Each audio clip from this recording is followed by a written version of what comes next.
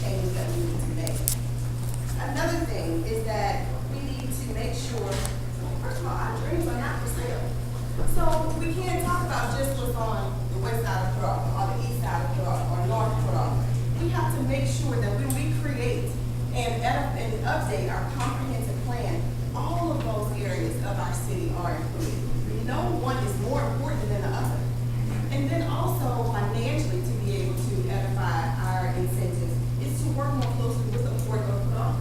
We have local business in our small city. Some people have even compared us to Dubai. It is time for us to make sure that we're keeping more money in our city and that's leaving our city. But there are entities that benefit from our city that we need to make sure we're actually receiving benefit from as well. And making sure that if our team is working cohesively, then you will attract business. Thank you. Ms. Harrison?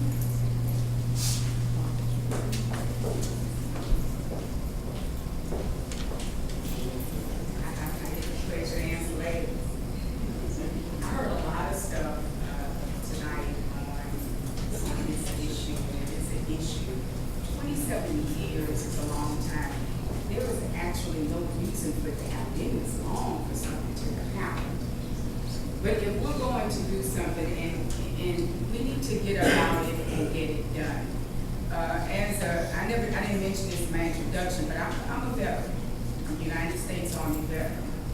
And I had the pleasure to work in the United States Army, the Persian Gulf War. And there was 5,000 people to manage. And we kept that decent and in order. I think Port Arthur can do the same thing, but we have to get on the one accord thing now. As far as incentives, we can give those all day long. But if we don't have a follow-up system on it to be sure that we get what we ask for, it's not gonna work. We have to actually to write it down and say, okay, this is what we wanna do, and this is what we want back. But we have to be sure that it's getting done.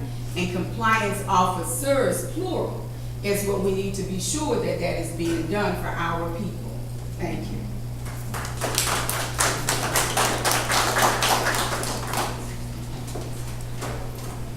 Thank you everyone for answering the questions. Now we're going to begin with candidate closing statements, beginning with Ms. Ambrose. Thank you. When I stood before you earlier, I failed to mention a few things. First off, I'd like to thank God. God has known the desires of my heart for a great many years, and that is to serve on the School Board of Trustees here in Port Arthur. So I thank him for allowing me the desire and the strength to do so. I'd also like to thank my husband who's here with me. He is my rock. He's, my everything. He keeps me grounded. My son, my mother-in-law, and I'd also like to thank my mother. Although she's not here with me, but for a very long time, she's known what I wanted to do. So I know she's proud of me right now. So for that, I thank her.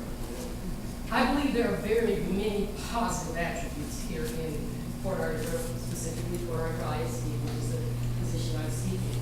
But it's up to us to fortify those aspects.